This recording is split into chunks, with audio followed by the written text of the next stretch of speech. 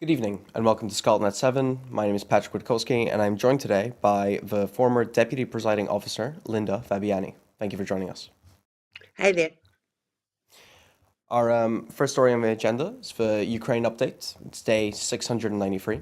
Ukraine's former president, Dmytro Kuleba, has said his country's priority for 2024 was to gain control over its skies. U.S. Secretary of State Antony Blinken said he doesn't think a ceasefire in Ukraine is near, but he could see a future where Ukraine stands strongly on its own 2 feet. Admiral Rob Buer, a top NATO military officer, said the war in Ukraine could determine the fate of the world. The Western armies and political leaders may drastically change the way they help Kiev fend off invading Russian forces. Ukraine needs financial support as well as military support in order to prevent the government in Kiev resorting to printing money to keep the economy afloat. The chief economist of the European Bank for Reconstruction and Development, Beta Yavorchik, said in an interview at Davos. UK Foreign Secretary David Cameron told delegates of the World Economic Forum that there is a clear case for frozen Russian assets to be used to help pay for the reconstruction of Ukraine. Belgian Prime Minister Alexander De Croo said he does not oppose the confiscation of €280 billion worth of frozen Russian central bank assets, but there needs to be a clear mechanism, such as using the assets as collateral for Ukraine. Germany delivered military supplies to Ukraine, including ammunition for Leopard 1 tanks, armored personnel carriers, missiles, drones, and helmets. A new military doctrine that, for the first time, provides for the use of nuclear weapons will be put forward by Belarus.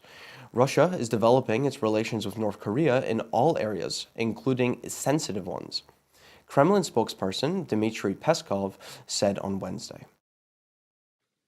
EU chief Ursula von der Leyen said she is confident of getting Hungary to drop its veto of a €50 billion aid package for Ukraine to a crunch summit in 2 weeks. Ukraine downed 19 of 20 Iranian-designed attack drones launched by Russia at targets in southern Ukraine overnight, said Ukraine's Air Force. 1 person has been killed and 5 people have been injured from Russian attacks on multiple settlements in Kherson Oblast, according to region authorities. At least 17 people were injured after Russia fired 2 missiles at Kharkiv in northeastern Ukraine during the night, hitting apartment buildings and a medical center, said an official on Wednesday. 3 people were injured in the southern city of Odessa in a drone attack that forced the evacuation of about 130 people from an apartment building, Regional Governor Ole Kipper said.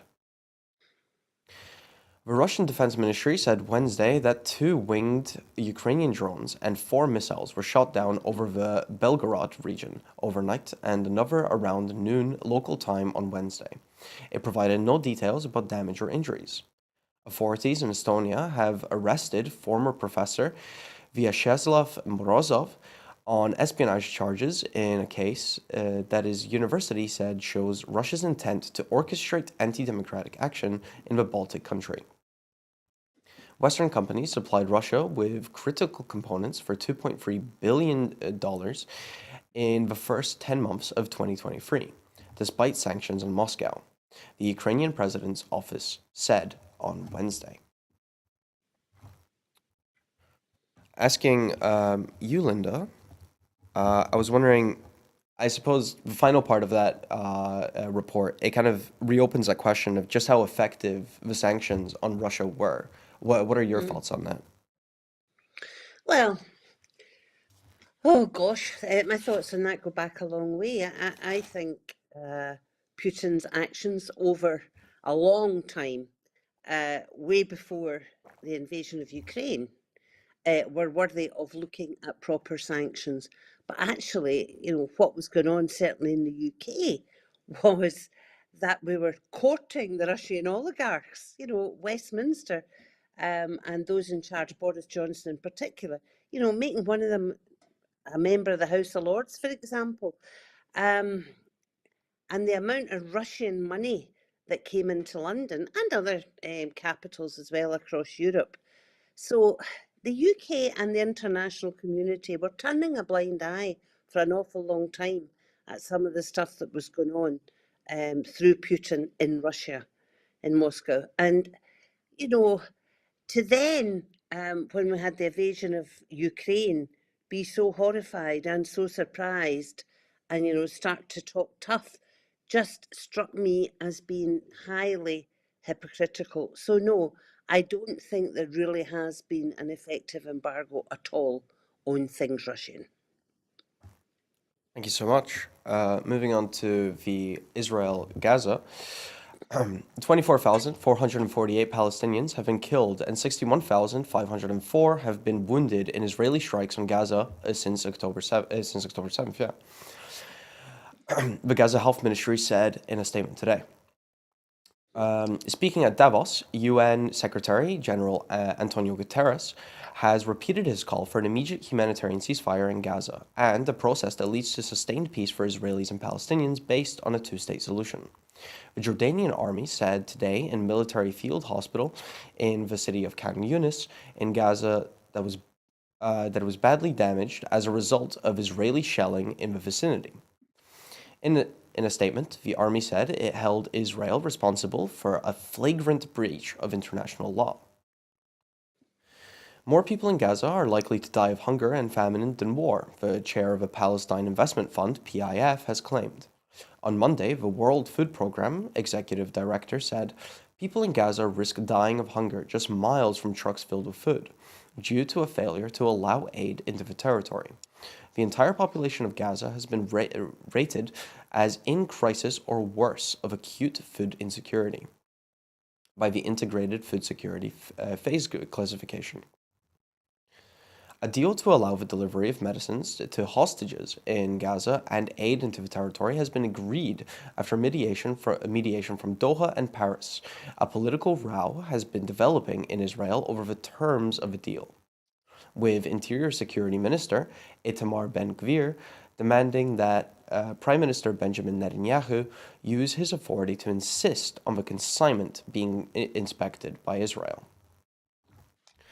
Iran's foreign minister, Hossein Amir Abdollahian, has said his country was targeting an Iranian terrorist group when it launched a strike inside Pakistan. Pakistan has called the attack an illegal and unprovoked violation of its airspace. Pakistan's foreign ministry said 2 children were killed and 3 others were injured in the attack. And Islamabad has withdrawn its ambassador from Iran in protest, while forbidding Iran's ambassador to return to Pakistan. Israel has killed several people in the Israeli-occupied West Bank, including, it claimed, the head of terrorist infrastructure in the Balata camp in the Israeli-occupied city of Nablus. The Palestine Red Crescent Society reported that 4 Palestinians had been killed due to the occupation's bombardment of Tulkarm refugee camp.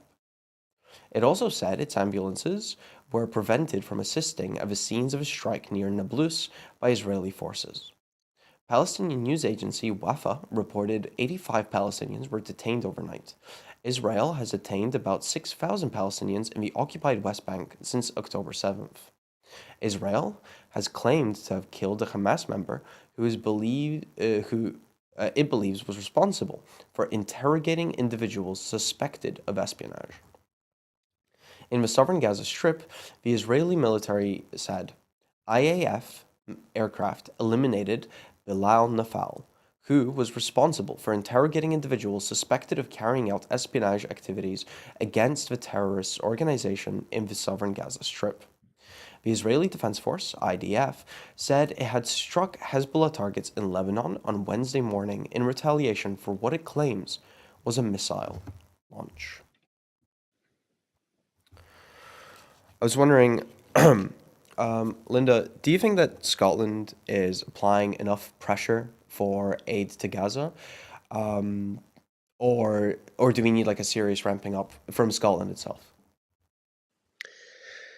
Well, I mean, I think Scotland, right through Scotland, has for a long time now had many, many active people in relation to medical aid for Palestine, for example, and a recognition of the unfairness of the status of Palestinians. So I think Scotland is certainly doing what it can.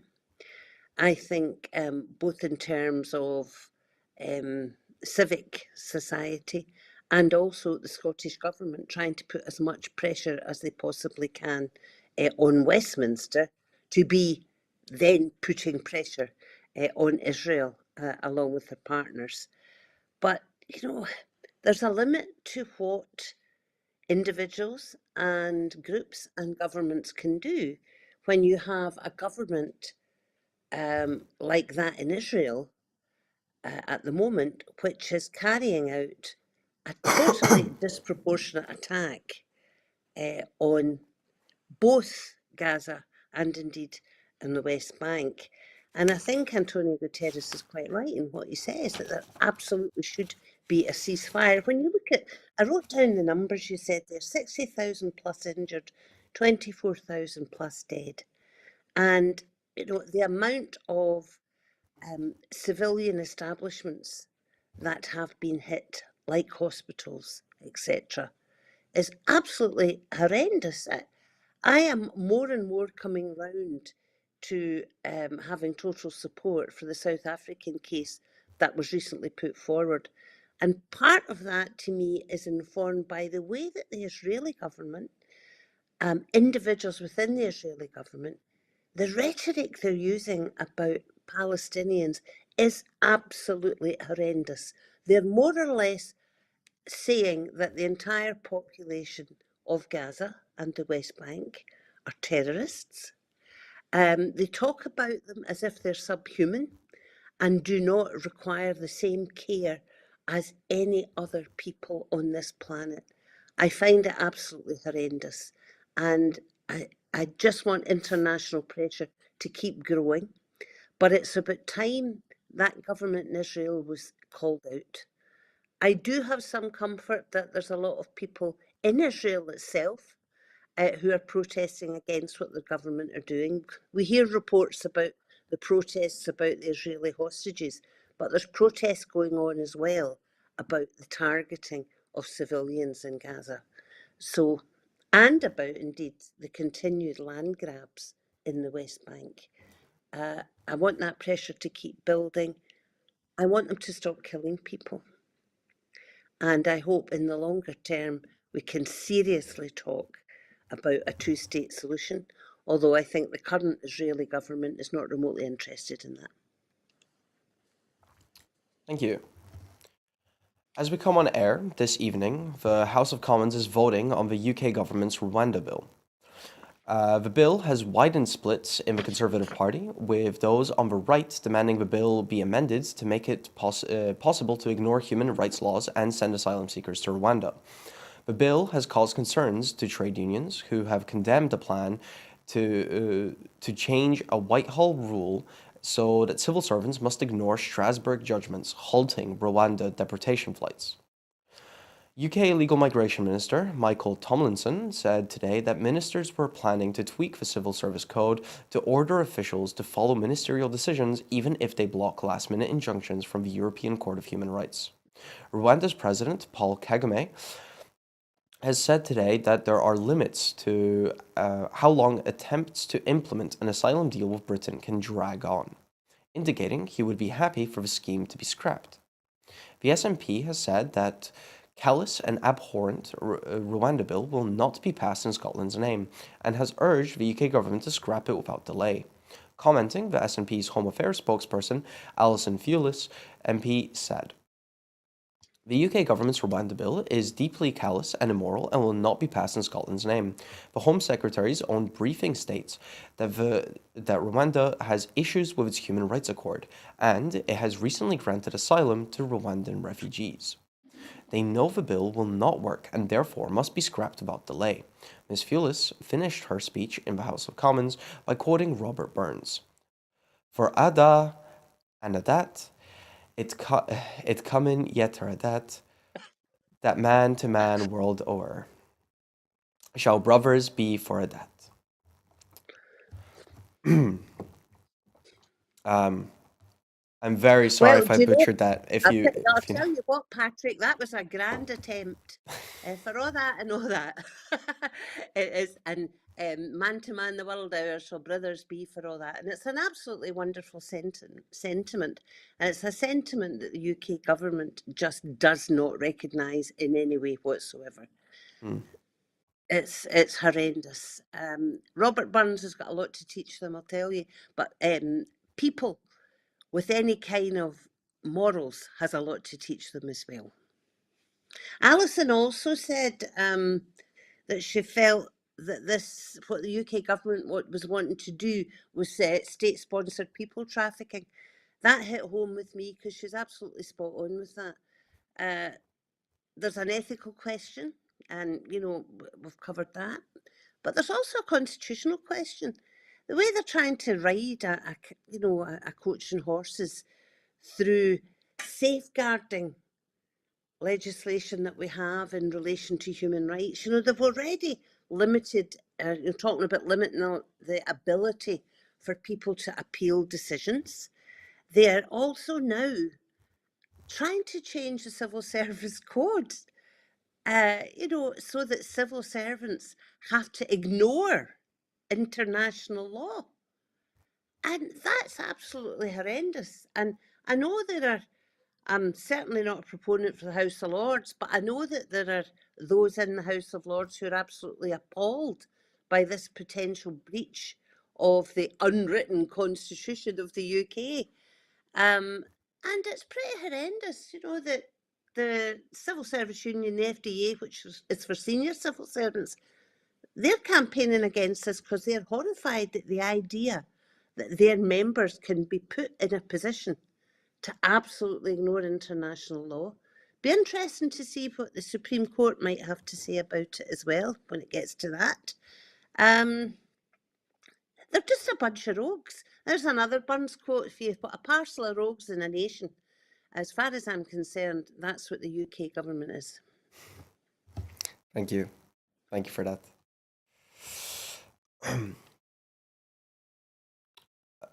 Amendments?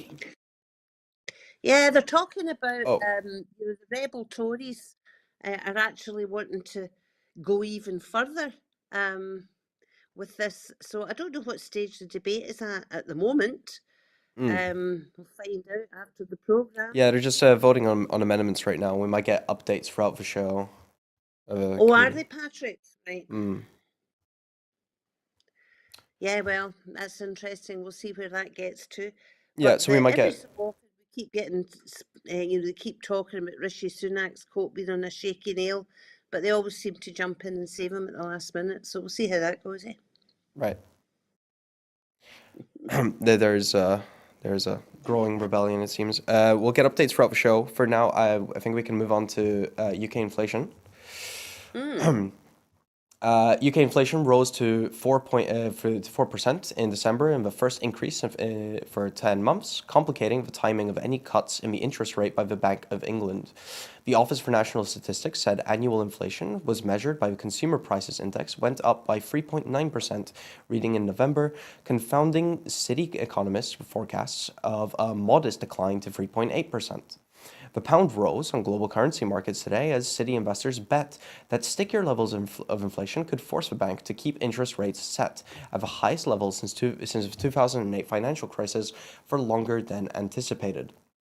Financial markets reacted by paring back expectations for a cut to come in May, while also betting on a small reduction in borrowing costs by the end of the year from 1.24 percentage points before the data back to 1.2 percentage points as previously expected. The increase in the annual rate was largely the result of an increase in the cost of tobacco after the Chancellor Jeremy Hunt announced higher duty on the autumn statement and alcohol. Tobacco prices increased by 16% on the year, while alcohol was up 9.6%, as the cost of buying cigarettes and a drink contributed the most to inflation since 2006. Core inflation, which excludes volatile items including energy, food, alcohol, and tobacco, was unexpectedly unchanged at 5.1% in the development that will be watched closely by the bank before its next rate decision on the 1st of February. Services inflation increased slightly from 6.1% to 6.2%. Eurozone inflation rose to 2.9% in December, while US inflation increased to 3.4%. S&P economy spokesperson Drew Hendry MP said, "The rise in inflation is a stark reminder of a lack of support from this Tory government and will be worrying for many as temperatures plummet and they face the choice between heating and eating." Whilst the Scottish Government has frozen council tax to support household budgets, the Tories at Westminster removed the £400 energy support and oversaw a further energy price increase. Energy price cap increase, sorry. They've repeatedly chosen to plunge those in the lowest incomes further into poverty whilst giving tax breaks to the wealthiest. People in Scotland shouldn't be paying the price for the economic incompetence of a government we didn't vote for. Hmm. Linda, I was firstly, with your experience in public service, which obviously you have a lot of, how does inflation like this impact households Oh, and common families? eh, well, horrendously so. You know, and it's on top of what was already an austerity programme by the UK government, about which Scotland could not do an awful lot because of the powers that remain at Westminster. If we were independent, we would be able to make our own decisions about these things. But the effect on households is terrible. I mean, it's, for example, food banks. Food banks are now part of the mainstream welfare system, but that is comparatively recently, because I remember very clearly in my own time in Parliament doing a study about the use of food banks in other countries. And the conclusion of that study was that we should never allow food banks to become mainstream and part of our welfare system. But that's exactly what's happened. I was up at one of my local food banks there just before Christmas, and I was stunned that in the 2 and a bit years since I retired, the capacity that they were now needing and using, and the lines of people that were there. Workers, working households are using food banks. That's a direct result of austerity and indeed inflation. And one of the other things, Patrick, that bothers me hugely is the mainstream media reporting of all this stuff. I heard it the other day, saying, "Oh, that's inflation come down, but food prices haven't come down." Food prices are what they are now. They're not going to come down. We've still got inflation. Just because, you know, it's just ridiculous, the lack of good reporting that goes on here. That's why I was really glad to hear you give all the details of what was going on. But I know that the MSP, for example, that took over from me, Colette Stevenson, most of her caseload is about people having a really hard time financially, food inflation, but also energy prices. Hmm. Energy prices have made a huge dent in folks' income. The rise in mortgage payments that people are having to face. Services, firms are charging more because they've got increased energy costs. Everything is much more expensive, and it's way ahead of any increases that people have had in their wages, and way, way ahead of anything that people have had through the welfare system if they're in need.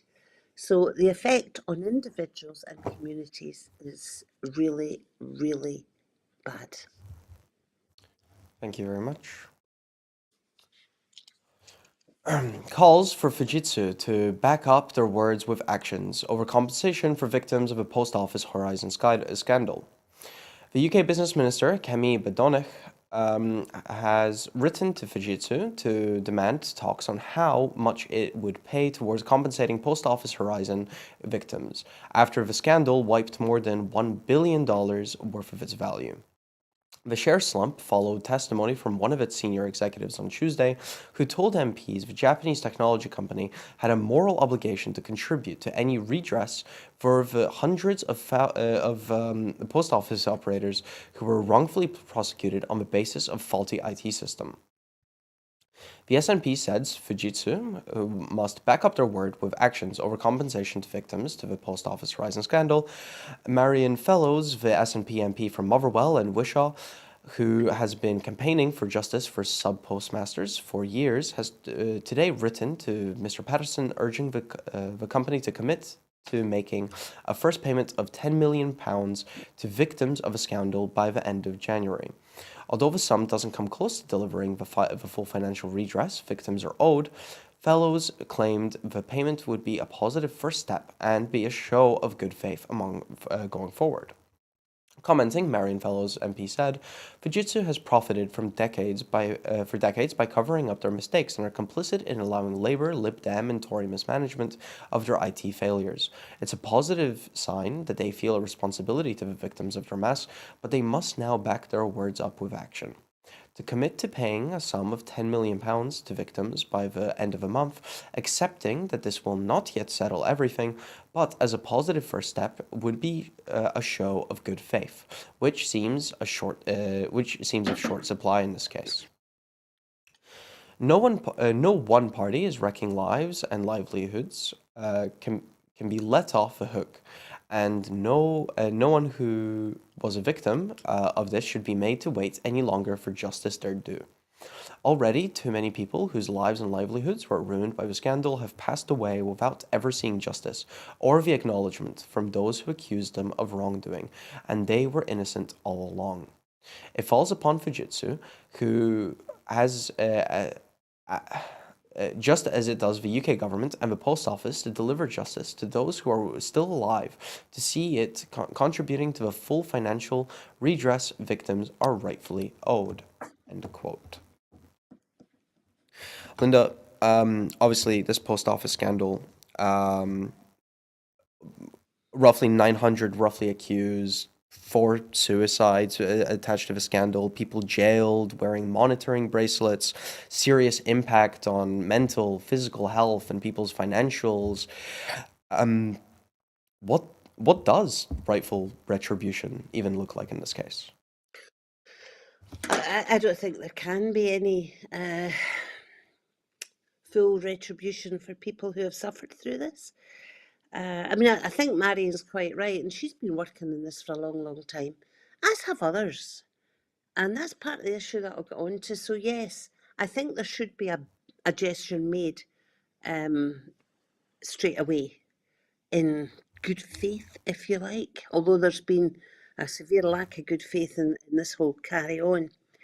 But, you used the phrase, Patryk, deliver justice. Well, delivering justice, there's a few things in there. First of all, there are people within the post office, and bearing in mind that in England and Wales, unlike in Scotland, the post office take their own prosecutions, right? There are people in there who I believe are criminally liable. For all these people to be reporting problems with this Horizon system and the post office to have carried on regardless, first of all, not having any other way of checking whether their systems were sound, but then what seems like bullying people, not listening to anybody and ruining reputations. I believe quite clearly that there has been criminality here, and that should be looked at if we're really going to be delivering justice. There's then the issue which is more general, which is about, I know that folk like Marion, and way before her, backbenchers of all parties acting on behalf of constituents, have been screaming about this for years, saying there's something far wrong here. I don't often stick up for the BBC, but they did some excellent programmes on it. Some journalists did their best in this. Private Eye was covering it for years. And that was ignored until there happens to be an excellent TV programme, a dramatisation of facts, and all of a sudden they're all falling over themselves to be horrified and try and help people. There's something very, very wrong with that. So another element of justice is that there have to be systems put in place, warning systems, whatever, that do not ever allow anything like this to happen again. This over-reliance in IT is problematic. There are no safeguards there for if something goes wrong. Thank you. The SNP called for statement from Douglas Ross on Michelle Mone's Conservative Party membership. A report in the Daily Record has claimed that Michelle Mone is still a member of the Scottish Conservative Party and paying membership dues, despite the party having denied she is still a member. After it was reported that Mone had not been sitting in the House of Lords over the PPE MedPro scandal. The SNP's Cabinet Office spokesperson, Kirsty Blackman, MP, said Michelle Mone said she has a live standing order to the Scottish Tories. If she is no longer a member, as the party claims, then what is Douglas Ross doing with this money? Are the Scottish Tories content with the source of this money, or will they return it? When did Douglas Ross last speak to the disgraced peer? These questions need urgent answers, and the public interest in this matter is overwhelming. Douglas Ross must now deliver a personal statement to Hollywood to set the record straight. Exactly as he and his crooked party have demanded of others, the truth must now be laid bare for the public to assess for themselves. While the Michelle Mone scandal shows no sign of going away, Westminster doesn't work for Scotland. At the next election, voting SNP can wipe the Tories out in Scotland and deliver a better future in Scotland with the full powers of independence. Linda, I was wondering, obviously, the Scottish people. I'm sorry? Okay. The Scottish people have Michelle voted for Mone, the Scottish people have voted for like an SNP government. This limits how much they can hold the Conservatives to account, I suppose. Do you think that additional levers of power need to be put in place for the Scottish people to be able to hold UK government to account when? oh yes, I do. um, well, of course, I mean, I would like us to behold the UK government to account as a neighbouring independent nation, same as Scotland. That's what I would like. As far as this story is concerned, I mean, I have to say, I think Kirsty Blackman's been a bit over the top with this. It all sounds a bit silly to me because, yes, Douglas Ross should come out and say exactly whether or not Michelle Mone is a member and paying money to the Tories. Michelle Mone has a track record of lying. But whether or not she's still a member of the Scottish Tories, she was a Tory peer. She was a Tory appointed peer in the House of Lords, which shouldn't even exist as far as I am concerned. Um, so she was appointed by the UK Prime Minister at the time. I think it was David Cameron. Mhm. She's been sitting there. She's been very obviously a Tory for all this time. I presume she's a member of the Tory party. I presume she's a member of the Scottish Tories. Yes, Douglas Ross, come out and tell us. But, I don't think we should be particularly screaming and shouting about this. Michelle Mone's banged to rights, and let's hope she has to face consequences for that. I'm not convinced she ever will. I think she might be a bit scapegoated by the Tories. Whether she'll ever face justice, as we call it, I'm not absolutely convinced. But the bottom line is, it's down there. Westminster is a hotbed of that. Hold them to account. We have no powers at all to do that. So yes, we need more powers, but yes, we should be able as an independent nation to be saying, do you know what? See what our neighbours doing? You're really embarrassing these islands. And that's what I would be aiming for. Thank you. Antonio Guterres tells the WEF that big tech firms are recklessly pursuing profits from AI. In a fierce attack on the technology multinationals, the UN Secretary General Antonio Guterres has told the World Economic Forum meeting in Davos that every breakthrough in generative AI increased the threat of unintended consequences. Mr. Guterres warned that big technology companies are recklessly pursuing profits from artificial intelligence, and urgent action is needed to mitigate the risks from the rapidly growing sector. Mr. Guterres linked the risks from AI to that posed by the climate crisis and said the international community had no strategy to deal with either. Addressing the WEF in the Swiss report, the UN head challenged representatives of the tech industry in the audience to work with governments to put in place guardrails for AI. This quote, this technology has enormous potential for sustainable developments, but the International Monetary Fund has just warned that it is very likely to worsen inequality, he said, referencing an IMF report published on Monday. Powerful tech companies are also pursuing profits with a reckless disregard for human rights, personal privacy, and social impact, end quote. Tech companies say they are putting in place systems to prevent AI being used for criminal or other malign purposes, and insist new technology will create more jobs than it destroys. Mr. Guterres said much more is needed to be done, arguing that governments and international bodies such as the UN needed to play a role in ensuring AI was a force for good. Linda, you mentioned earlier that you are already wary of like this reliance on technology. I wonder if there was like a specific, like a micro aspect of AI development that concerns you. Well, yeah, yeah. Um,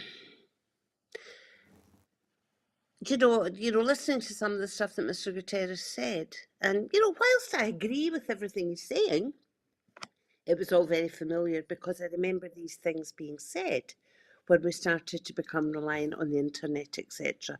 Oh, we have to safeguard. I think the word you used, Patrick, were criminal and other malign activities. Yeah. Well, we do have criminal and other malign activities hand in hand with the development of IT generally. We all know that. So it seems to me that AI is an extension of that. And governments have not put in place any safeguards currently. So I don't think you can look at AI as a completely separate issue. It's a bigger picture here because technology just keeps advancing and will keep advancing. And this other phrase he used about companies recklessly pursuing profits, companies do, not all, but generally, companies recklessly pursue profits.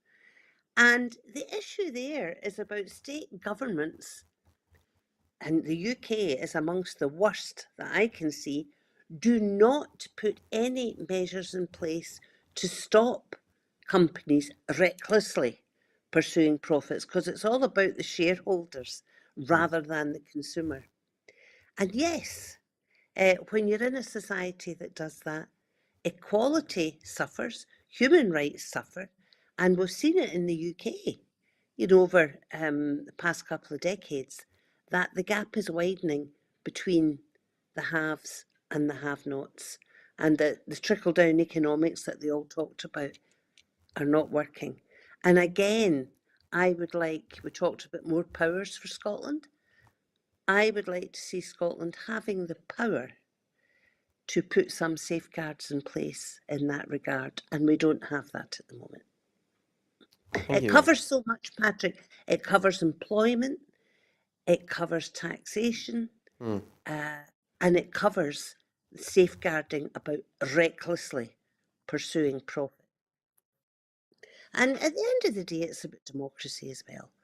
And I'm afraid that we have a system in the UK that pays scant regard to any of these things. Thank you so much. Hopping over to America, E. Jean Carroll took the witness stand this morning in her defamation trial against Donald Trump, marking the first time she confronted the ex-president in a courtroom. "I'm here because Donald Trump assaulted me, and when I wrote about it, he said it never happened," Carroll testified. "He lied, and it shattered my reputation. I'm here to get my reputation back and to stop him from telling lies about me." When Carroll first took the stand, Trump could be seen whispering to the lead attorney, Alina Habba. He sat with slightly hunched shoulders as Carroll testified. As Carroll testified, Trump complained audibly and appeared to double down on defamatory denials. Her lawyer said during a morning break in the proceedings, "Mr. Trump has been sitting at the back table and has been loudly saying things throughout Miss Carroll's testimony," said attorney Sean Crawley. They included claims that her comments were false and the statement that she now seems to have gotten her memory back. "It's loud enough for us to hear it," Crowley said, "and so I imagine it's loud enough for the jury to hear it." End quote. Before court resumed from the break, Judge Lewis Kaplan cautioned, "I'm just going to ask Mr. Trump to take special care to keep his voice down when conferring with counsel, so that the judge does not overhear." Carroll is suing Trump over his June 29 denials of her rape claims against him. This trial will determine damages. This week's proceedings mark Carroll's second defamation trial against Trump. In May, a jury found the former U.S. president liable of sexual abuse and defamation, awarding Carroll $5 million in damages. Linda, obviously, with the American election ramping up right now, do you think that there are people yet to be decided or swayed on Trump? Or do you think at this point, if you support Trump, you're always going to support him, and if you don't, you're always going to hate him? What are your thoughts on that? Yeah, I think that's probably right. And of course, as in so many electoral choices, it's the people in the middle that matter, those the don't knows, those who haven't made their minds up. I, I I'm still stunned. I know it's been years, but I still can't get over the fact that people support that man, because to me he's just one of the vilest characters that I have ever seen on the public stage, let alone with the President of the United States of America, and still getting support. It's absolutely stunning. But this Jean Carroll, I mean, that woman's been through hell.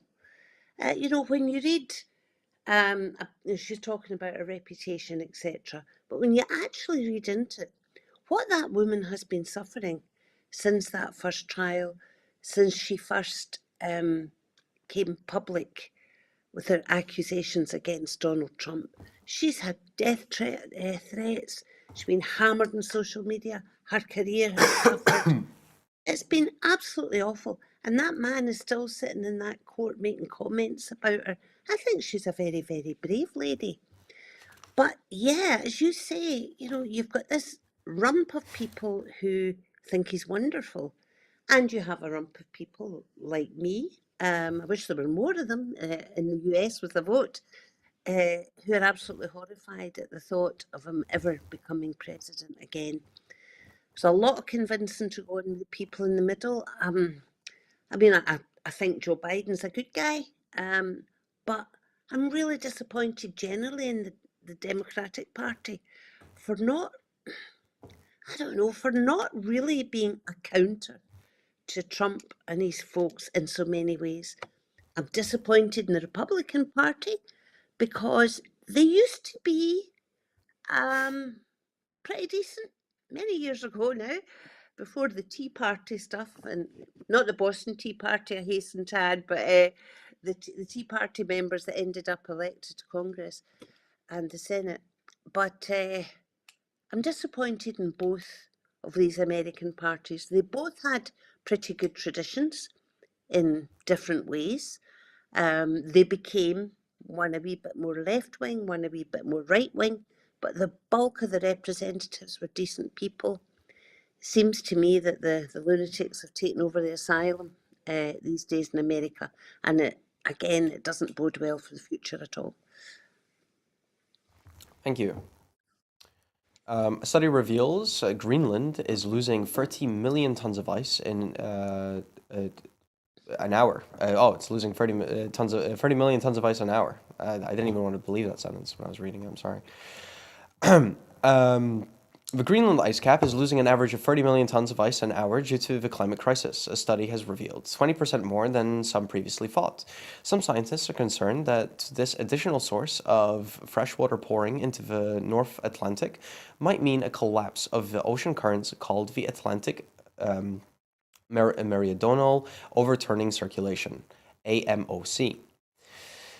And it's closer to being triggered, with severe consequences for humanity. Major ice loss from Greenland as a result of global heating has been recorded for decades. The techniques employed to date, such as measuring the height of the ice sheet or its weight via gravity data, are good at determining the losses that end up in the ocean and drive up sea levels. However, they cannot account for the retreat of glaciers that already lie mostly below sea level in the narrow fjords around the island. In the study, satellite photos were analyzed by scientists to determine the end position of Greenland's many glaciers every month from 1985 to 2022. This showed large and widespread shortenings and in total amounted to 1 trillion tons of lost ice.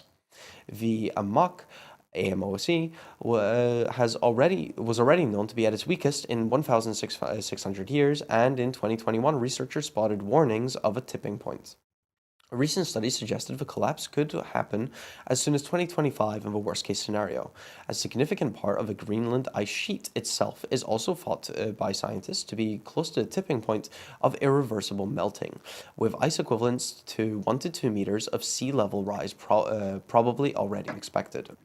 The study, published in the journal Nature, used artificial intelligence techniques to map more than 235,000 glacier and end positions over the 38-year period at a resolution of 120 meters. This showed the Greenland ice sheet had lost an area of more than 5,000 square kilometers of ice in its margins since 1985, equivalent to a trillion tons of ice. The most recent update from a project that collates all of the other measurements of Greenland's ice found that 221 billion tons of ice has been lost every year since 2003. The new study adds another 43 billion tons a year, making the total loss about 30 million tons an hour on average. Obviously, pretty drastic numbers. I stumbled through them. I guess, what are your thoughts on that, Linda? Thank you. Well, they do sound like unbelievable numbers, Patrick, don't they? When you read that and you think, oh no, that can't be right, that can't be right. But, well, there's a good use of AI. Oh, When they yes. said that they had used AI to map some of this, yes, it's extremely worrying, and we've been hearing about this for years. It's, one of the reasons why governments generally in both in the developed and underdeveloped world, have been saying that we need to do something. And unfortunately, the UK government is rolling back on some of that. But the world is, well, the world's in a bit of a state anyway when you look at the conflicts and wars going on. But also, in terms of global warming, in terms of climate change, we're at a really difficult time. And, we hear about the Arctic and we hear about the Antarctic. But nobody, for example, is talking about what we call the third pole, which is the Tibetan Plateau. And I mean, half the world's population are serviced with fresh water from the Tibetan Plateau.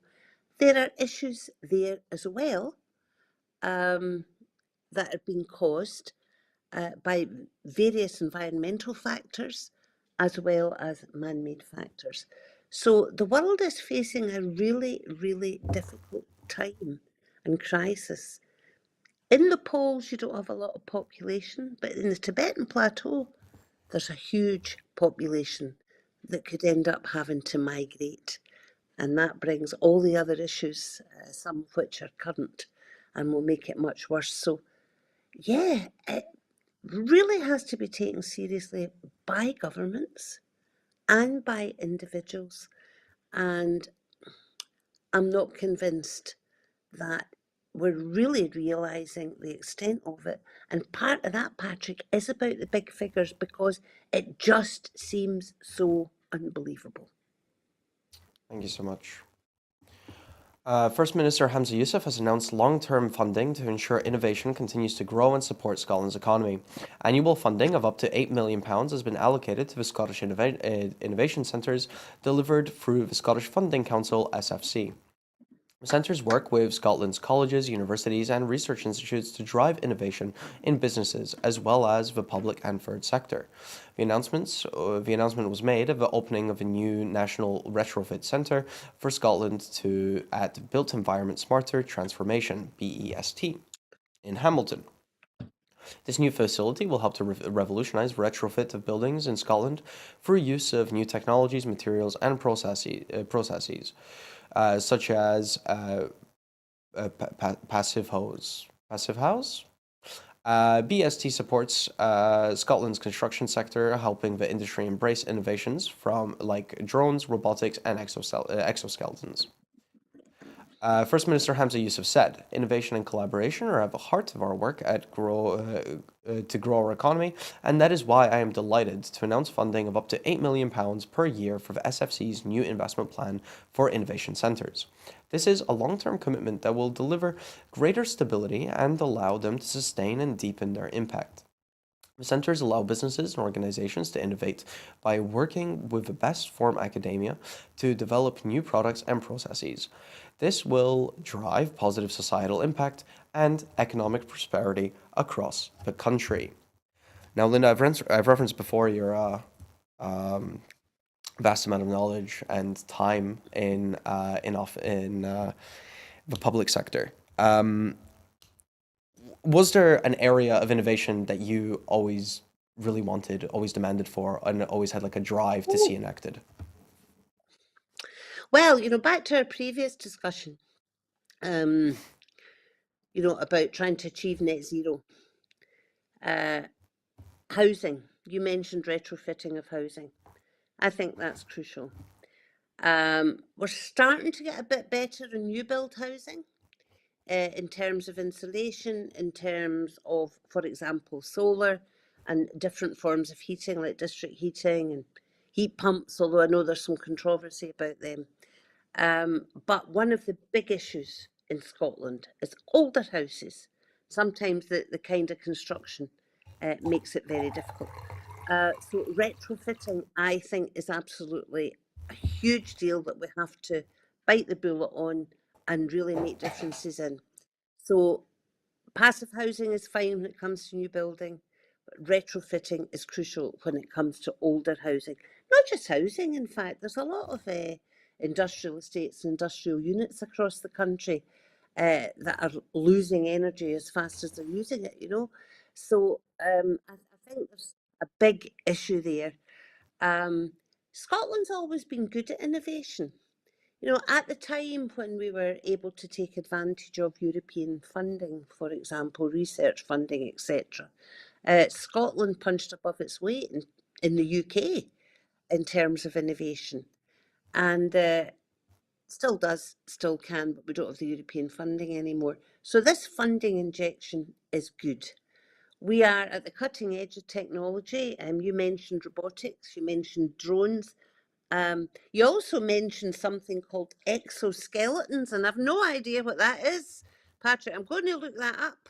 If you don't Hmm. tell me, if you just pretend you didn't hear me, I don't know. Exoskeletons, you can imagine them as it's anything that is sort of meant to extend outside of your body. It could be like machines that you sort of like enter into to assist with like lifting heavy weights. It could be something that Oh, you just use to sort of like help support your arm. It's anything that sort of like attaches onto your body, like a sort of outside layer to your body. wow. Well, you have well impressed me by knowing about this, let me tell you. Um, so I'll still look it up because I think I need an explanation for dummies. Ah, sorry. As far as exoskeletons are concerned. Well done, you. So, yeah, we're really good at that stuff. And so it's excellent that this has been recognised by our First Minister and that we are building this collaboration with colleges, universities, research centres, and business. There's loads of small businesses just getting on with it, Patrick, and working away with academics. I remember, when I represented East Kilbride, there's loads of companies there doing this kind of stuff, whether it's in the medical field, the environmental field. Yeah, so this is very, very welcome. And I'm glad that it's being seen as a long-term strategy to improve Scotland's economy. But we cannot get the full benefit of that long-term strategy and improvement in the economy unless we have independence or indeed a shed load of increased powers. Thank you. Lastly, to report, we have an amber snow warning. Transport in the north of Scotland is expected to be disrupted following an updated amber warning for snow in the far north of Scotland from the Met Office, in addition to the continued yellow warning for snow and ice. The amber warning for snow covers parts of the North Highlands and Northern Isles and will be in place from 3 p.m. this afternoon until 6 p.m. tomorrow evening. Yellow warning for snow and ice remains in place for large parts of the country throughout today and tomorrow, whilst temperatures will remain low for the whole of Scotland. Police Scotland is warning of a high risk of disruption in the area affected by the amber warning, and forecast weather is likely to impact driving conditions. So motorists are being urged to check their route is passable before they travel and plan ahead, and allow extra time for journeys where necessary. If you are planning to travel by rail, air, or ferry, please check with your operator to see if your journey will be impacted. The multi-agency response team continues to monitor the trunk road network at the Traffic Scotland National Control Centre, TSNCC, in South Queensferry, and the Scottish Government Resilience Room is standing to ensure ministers are kept up to date on developments. Minister of Transport Fiona Hislop said, "We know from recent severe weather warnings that it's important to plan ahead if you're looking to travel, with the Met Office issuing an updated amber warning for snow in the North Highlands and Northern Isles. Travel planning becomes vital." Police Scotland is warning of the high risk of disruption for the parts of the country covered by the amber warning, but yellow warnings can also be impactful and cause delays. Please allow extra time for your journey and consider it can be delayed until conditions have improved. Linda, weather warnings, what are they to you? Are they a threat? Are they a nuisance? Are you excited for snow? Are you worried about it? What are you thinking? I'm never excited for snow unless I see it in a lovely photograph, I have to say. Um, all I can say is I hope everyone takes care and takes heed of the warnings that have come out. Yeah, and I believe that wraps us up for today. Do we have any updates from the Rwanda vote?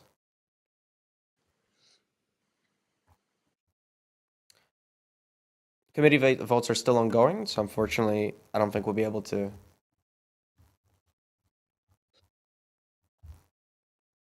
The amendments are still being debated. There's a division on some of the clauses, so unfortunately, I can't offer too many updates during this show. But I'm sure the next one will have all the information necessary. Linda, thank you so much for joining me. Thank you. It was a pleasure talking to you. I feel like you had some fantastic insights, and I will begin the wrap up now. Is that all right? Well, like I said, that's it for this evening. Before I go, I just wanted to remind you that at Broadcasting Scotland, we depend on the generosity of our supporters. So, to everyone who has donated and to everyone who has signed up to make regular monthly payments, thank you very much. Thank you to everyone who has donated to our emergency crowdfunder over the past 2 weeks. We are now only £2,500 short of our target and very hopeful that we will reach £10,000 by the end of this week. Although the immediate pressure has eased and we can now focus on securing the future of independent broadcasting for Scotland, our need to grow our subscriber base and increase our funding is still urgent. Good night, and thank you for watching, and we'll catch you again soon.